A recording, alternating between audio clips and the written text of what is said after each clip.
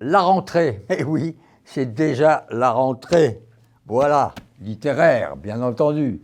C'est un échantillon de ce que depuis fin juin, début juillet, les gens reçoivent, les gens, c'est-à-dire les journalistes, les critiques, les spécialistes, de la part des éditeurs. Dès la fin août, tous ces livres et tant d'autres paraîtront jusqu'à peu près octobre. Il paraîtra en France cette année, donc la fameuse rentrée, 466 romans. C'est beaucoup et en même temps, d'après Livre Hebdo, qui est la Bible, qui est la grande publication de tout le milieu littéraire, une grande référence, c'est 5% de moins que l'an dernier, et c'est un tiers de moins qu'en 2010, qui avait été une année record, 701 volumes. Il n'empêche, ils sont là, ça déferle, et moi je pense aux malheureux ou heureux membres des jurés du Femina, du Renaudot, du Goncourt, du Médicis, de l'Interallié. Combien vont-ils en recevoir? Combien vont-ils vraiment en lire? Vont-ils privilégier les connus, les habitués, les Nothomb, les Stora, les Genessia, les Joncourt, les Reinhardt, les Hatzfeld,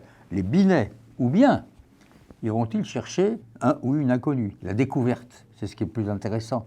Iront-ils picorer pour chercher la pépite? La pépite, c'est un cliché, c'est un mot qu'il faut arrêter d'utiliser.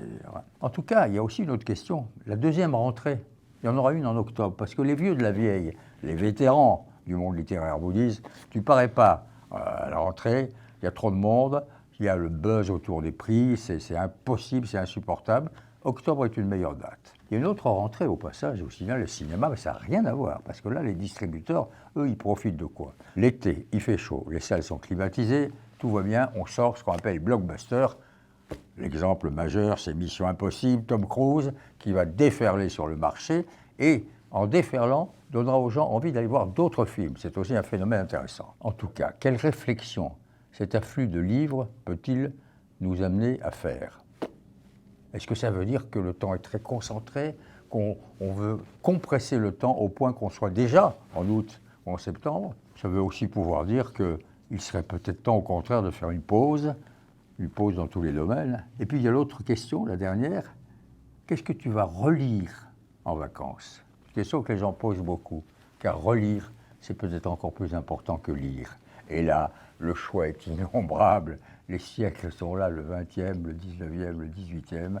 Le choix est immense, c'est la grande richesse littéraire française. Vive le livre, vive la littérature.